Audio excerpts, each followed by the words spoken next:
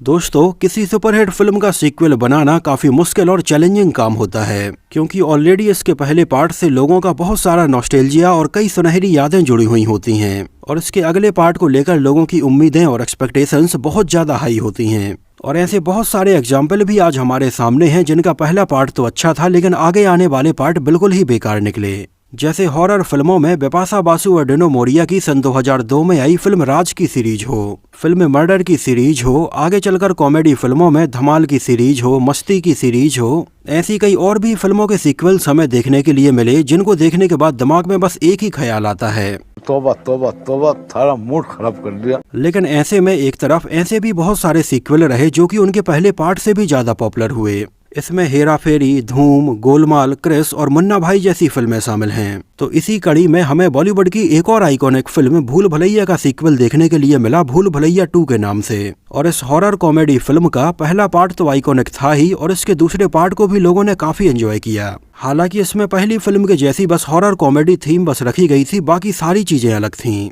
जहां पहली फिल्म में हमें अक्षय कुमार नजर आए थे तो वहीं दूसरी फिल्म में कार्तिक आर्यन नजर आए हैं। इसके अलावा पहली फिल्म को डायरेक्ट किया था प्रियदर्शन सर ने और दूसरी फिल्म को डायरेक्ट किया है अनीस बाज़मी सर ने। तो आज के अपने इस वीडियो में हम फिल्म भूल भुलैया 2 बनने के पीछे की बहुत सारी बातों के बारे में बात करेंगे। फिल्म के कौन से हॉरर सीन की शूटिंग के टाइम पर कार्तिक आर्यन की आवाज पूरी तरह से चली गई थी और ये देखने के बाद फिल्म की पूरी यूनिट डर गई थी और बाद में कैसे उनकी आवाज वापस आई थी। इसमें नजर आने वाली ये भूतिया हवेली कौन सी जगह पर है और यहाँ पर शूटिंग करते टाइम पर कियारा आडवाणी ने इस हवेली में ऐसा क्या देख लिया था कि डर के मारे जोर जोर से चिल्लाकर वो बाहर भागने लगी थीं। तो एक एक करके इन सारी बातों के बारे में बात होगी, तो चैनल को सब्सक्राइब करके वीडियो पूरा देखते रहिए। एक्चुअली भूल भुलैया 2 बनाने को लेकर काफी पहले से ही प्लानिंग चल रही थी और ये एक्चुअली में कोविड के पहले रिलीज होने वाली थी, लेकिन उस समय फिल्म की शूटिंग थोड़ी बहुत हुई ही थी कि कोविड आ गया और इसकी शूटिंग लगभग 2.5 सालों तक चलती रही। और ये फिल्म काफी डिले होने के बाद फाइनली 20 मई सन 2022 को सिनेमा घरों में रिलीज हुई थी।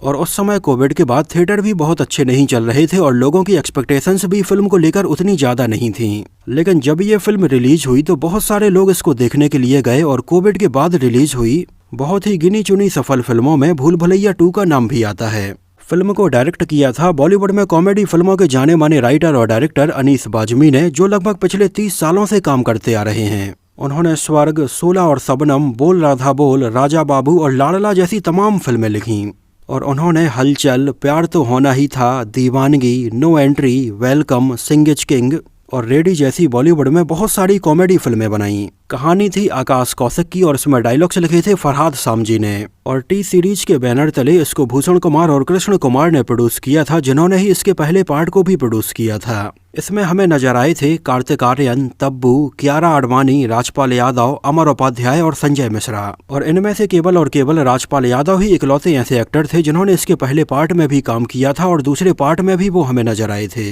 नहीं तो उनके अलावा फिल्म की बाकी स्टार कास्ट बिल्कुल ही नई थी। म्यूजिक दिया था प्रीतम और तनिष्क बागची ने और इसके लिरिक्स लिखे थे समीर, अमिताभ भट्टाचार्य और यो हनी सिंह ने। और इसके म्यूजिक एल्बम में हमें भूल भुलैया के टाइटल ट्रैक के अलावा हम नशे में तो नहीं, देताली और अमी जे तुमार गाने के 4 वर्जन और मेरे ढोलना के 3 वर्जन सुनने के लिए मिले थे। गानों में आवाजें थीं अरिजीत सिंह, श्रेया घोषाल, नीरज श्रीधर, तुलसी कुमार और अरमान मलिक की। जहां उस समय फिल्म के गाने ठीक ठाक चले थे और इसके अलावा फिल्म के बहुत सारे डायलॉग्स को भी ऑडियो के फॉर्म में रिलीज किया गया था। जैसा कि आपने कई साल पहले फिल्म दिलवाले और दिलजले की ऑडियो कैसेट्स में इसके भी बहुत सारे डायलॉग्स सुने होंगे। बात करें इसके बजट और बॉक्स ऑफिस कलेक्शन के बारे में तो फिल्म का बजट रखा गया था लगभग 70 करोड़ रुपए और उस समय इंडिया में इसने लगभग 181 करोड़ रुपए का कलेक्शन किया था और वर्ल्ड वाइड में लगभग 266 करोड़ रुपए का कलेक्शन किया था। और ये इस साल की एक ब्लॉकबस्टर फिल्म रही थी जिसको लगभग 3200 स्क्रीन्स पर रिलीज किया गया था और इसको उस समय सिनेमा घरों में देखने के लिए लगभग 55 करोड़ 16 लाख लोग आए थे।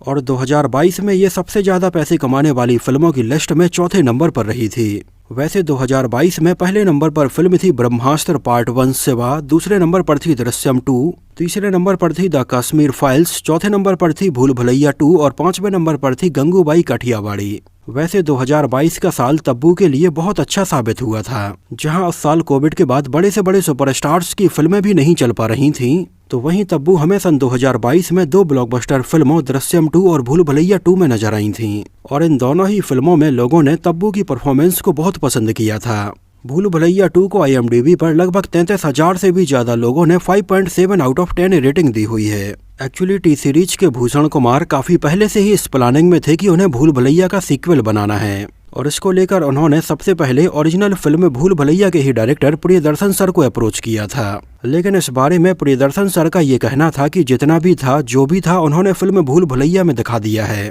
और अब उन्हें ऐसा नहीं लगता है कि इस कहानी को आगे लेकर जाना चाहिए या इसका एक और सीक्वल बनाना चाहिए। एक्चुअली अगर आपको याद हो तो ऐसा ही कुछ उनकी फिल्म हेरा फेरी के साथ में भी हुआ था, जब प्रियदर्शन सर की सन 2000 में बनी फिल्म हेरा फेरी के सीक्वल को बनाने को लेकर भी प्लानिंग हो रही थी, और उस समय भी प्रियदर्शन सर ने इसका सीक्वल डायरेक्ट करने से मना कर दिया था, और बाद में इसको डायरेक्टर नीरज बोरा ने बनाया था, जो कि सन 2006 में फिर हेरा फेरी के नाम से बनी थी, और आज भी ये आइकॉनिक फिल्मों में गिनी जाती है। खासकर से अगर आज की जनरेशन में मीम्स की बात करें तो फिर हेरा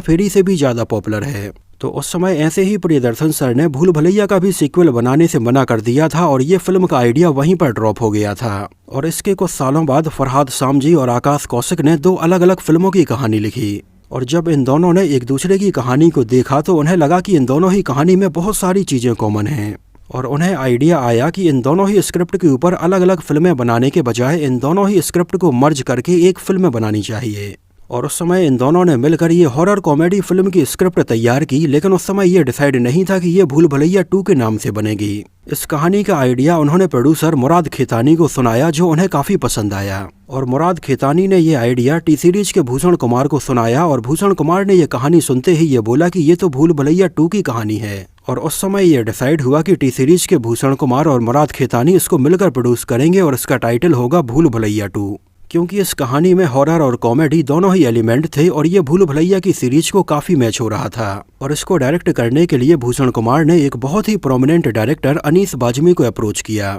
जिन्हें भी कॉमेडी फिल्में बनाने में बिल्कुल ही महारत हासिल है, और उनकी बहुत सारी फिल्में आपको वाकई में अंदर से हंसाती हैं। तो डायरेक्टर अनीस बाज़मी ने इस स्क्रिप्ट के ऊपर थोड़ी और काम किया, इसमें थोड़ी बहुत उनके हिसाब से और बदलाव किए, और पहले इसमें ओरिजिनल भूल भुलैया में ही नजर आने वाले एक्टर अक्षय कुमार को अप्रोच किया गया था, और भूल भुलैया 2 के मेकर्स अक्षय कुमार से मिले, लेकिन उस समय अक्षय कुमार की फीस इसके लिए बहुत ज्यादा थी, और ऊपर से उस समय अक्षय कुमार अपनी आने वाली बहुत सारी फिल्मों में भी बिजी थे। तो उस समय अक्षय कुमार ने भूल भुलैया 2 के सीक्वल को लेकर अपना उतना इंटरेस्ट ही नहीं दिखाया, और उस समय अक्षय कुमार का ये रवैया देखते हुए फिल्म के मेकर्स को लगा कि शायद अक्षय कुमार इस बात का फायदा उठा रहे हैं कि पहली फिल्म में अगर वो थे तो दूसरी फिल्म में फिल्म मेकर्स उन्हें ही साइन करेंगे। उस समय अक्षय कुमार अपनी फीस भी कम नहीं कर रहे थे, इस वजह से फिल्म के मेकर्स ने यह डिसाइड किया कि इसमें किसी और एक्टर को साइन करेंगे। हालांकि उस समय भूल भुलैया के सीक्वल में अक्षय कुमार को न लेना फिल्म मेकर्स का एक बहुत ही बड़ा और चैलेंजिंग डिसीजन था, क्योंकि उस समय सबके दिमाग में ये था कि अक्षय कुमार के बिना भूल भुलैया को लोग कैसे सोच सकते हैं।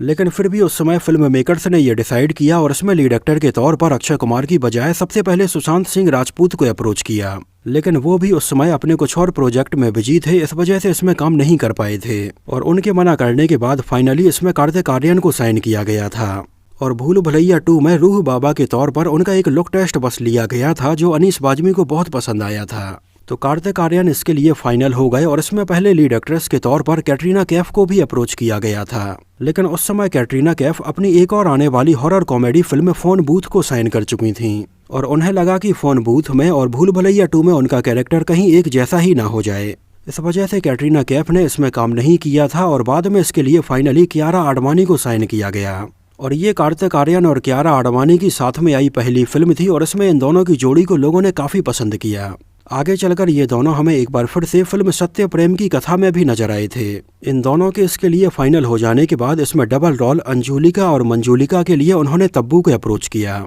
और तब्बू को इसके लिए साइन करने के बारे में अनीस बाज़मी का ये कहना था कि पहली फिल्म में विद्या बालन ने ये मंजुलिका का रोल निभाया था, और उसमें विद्या बालन की परफॉर्मेंस बिल्कुल नेक्स्ट लेवल की थी। तो इसको देखते हुए अनीस बाज़मी का ये कहना था कि वो इस रोल में तब्बू के अलावा किसी और एक्ट्रेस को सोच भी नहीं सकते थे, और तब्बू ने वाकई में बेहतरीन तरीके से इसमें अंजुलिका और मंजुलिका के ये रोल निभाए थे। एक्चुअली अगर आपने नोटिस किया हो तो भूल भुलैया 2 की कहानी में हमें दो जुड़वा बहनों अंजुलिका और मंजुलिका की जो कहानी देखने के लिए मिलती है, तो कुछ इसी थीम पर हमें इसके पहले सन 2015 में बिपाशा बासु की एक हॉरर फिल्म एलोन भी देखने के लिए मिली थी, जिसमें बिपाशा बासु भी ऐसे ही दो जुड़वा बहनों अंजना और संजना के रोल में नजर आई थीं, जिसका कंसेप्ट भी बिल्कुल ऐसा ही था, जहां पर बुरी बहन अच्छी को मार देती है और उसकी जगह ले लेती है। एक्चुअली ये जो जुड़वा बहनों की कहानी है, इस कहानी पर सबसे पहले सन 2007 में एक थाई फिल्म एलोन के नाम से बनाई गई थी और सेम कंसेप्ट भूल भुलैया 2 में भी अंजुलिका और मंजुलिका के तौर पर यूज किया गया था, हालांकि बाकी चीजें अलग थीं। लगभग अक्टूबर 2019 से भूल भुलैया 2 की शूटिंग शुरू हुई और पहले इसको जुलाई 2020 में ही रिलीज करने का प्लान था, लेकिन कोविड की वजह से फिल्म की शूटिंग आगे नहीं हो पाई और ये बीच में ही बंद हो गई और लगभग 2.5 साल का डिले होने के बाद ये फाइनली फरवरी 2022 में कंप्लीट हो पाई। बात करें फिल्म की शूटिंग लोकेशन की, तो इसके बहुत सारे सीन रियल लोकेशंस पर फिल्माए गए हैं जो देखने में काफी अच्छे लगते हैं। जैसे इसमें हमें जो बड़ी सी भूतिया हवेली देखने के लिए मिलती है, वो एक्चुअली लखनऊ सीतापुर का महमूदाबाद पैलेस है। ये एक बहुत पुरानी हवेली है जो कि लखनऊ से लगभग 1.5 घंटे की दूरी पर है। ये एक्चुअली काफी सुनसान हवेली है और यहीं पर फिल्म की पूरी स्टार कास्ट आई थी और फिल्म में इस हवेली के जो भी सीन रखे गए हैं वो ज्यादातर रात वाले ही सीन हैं और इन सारे सीन्स को रात में 10, 11, 12 और रात के 2 बजे तक फिल्माया गया था। तो एक तो इतना डरावना माहौल और ऊपर से लोकल लोगों का इस हवेली के बारे में ये कहना था कि लगभग 100 साल पहले यहाँ पर एक कब्र हुआ करती थी। कार्तिक आर्यन ने बताया कि यहाँ पर इस हवेली में रात के समय शूटिंग करना काफी मुश्किल था,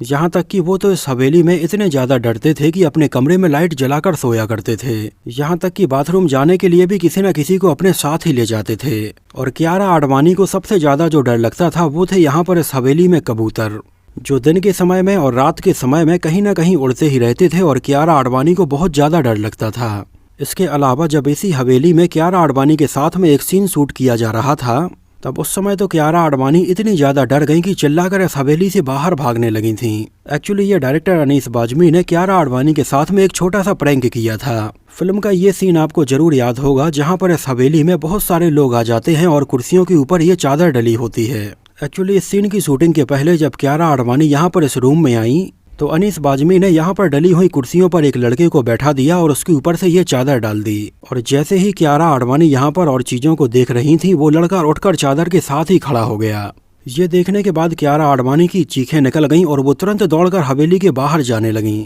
हालांकि बाकी लोगों को ये पता था कि कियारा आडवाणी के साथ में ये प्रैंक किया जा रहा है और सारे लोग हंसने लगे, लेकिन कियारा आडवाणी इतनी ज्यादा डर गई थी और जोर जोर से चिल्ला रही थी, जिन्हें शांत करवाने में काफी समय लगा था। और जब सारी चीजें नॉर्मल हो गईं, तब जाकर कहीं इस सीन को शूट किया गया था। इसके अलावा फिल्म का ये क्लाइमैक्स सीन आपको जरूर याद होगा, जहां पर अंजुलिका और मंजुलिका का ये सस्पेंस खुलता है और यहाँ पर हमें कार्तिक आर्यन का बेहतरीन डांस भी देखने के लिए मिलता है। एक्चुअली यहाँ पर एक सीन ऐसा भी था जहाँ पर कार्तिक आर्यन को बहुत ज्यादा तेज तेज चिल्लाना था और कार्तिक आर्यन अपनी परफॉर्मेंस में इतने ज्यादा खो गए कि इतनी जोर जोर से बहुत देर तक चिल्लाते रहे और बहुत देर तक इतने जोर से चिल्लाने के बाद अचानक से कार्तिक आर्यन चिल्लाने की कोशिश कर रहे थे, लेकिन उनकी आवाज बिल्कुल ही बंद हो गई थी। और कार्तिक आर्यन को ऐसे देखने के बाद डायरेक्टर अनीस बाज़मी और कुछ लोग उनके पास में आए और उन्हें बगल में पड़े हुए एक सोफे पर बैठाया और यहाँ पर कार्तिक आर्यन अब थोड़ी देर तक बोलने की कोशिश करते रहे, लेकिन उनके मुंह से एक भी शब्द नहीं निकल पा रहा था। और इसे देखने के बाद तो सेट पर मौजूद सारे लोग डर गए कि कहीं कार्तिक आर्यन की आवाज तो नहीं चली गई है